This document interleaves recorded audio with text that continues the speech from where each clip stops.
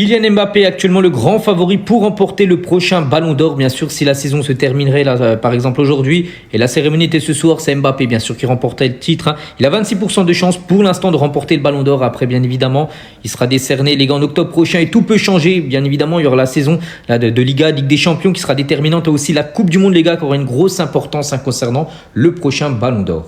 Et toujours avec Kylian Mbappé, donc hier avec son doublé inscrit contre l'équipe de Villarreal. Donc ça y est, les gars, il a 2 buts de plus que Ronaldo R9 dans sa carrière entière. 414 pour R9 et déjà 416 pour Kylian Mbappé à 27 ans.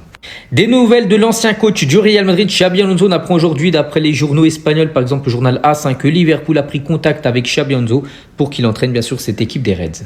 Autre info les gars concernant le Real, on va parler du Bernabéu. À noter que le Bernabéu accueillera de nouveau un match de NFL, ça sera sur cette année 2026. Et on finit les gars avec une petite statistique par rapport au match d'hier les gars contre Villarreal. En tout cas le Real a beaucoup progressé défensivement contre Villarreal par rapport à Monaco. Donc l'équipe a concédé quand même 20 tirs contre Monaco, c'est énorme. Bon, un but encaissé parce qu'une victoire 6-1.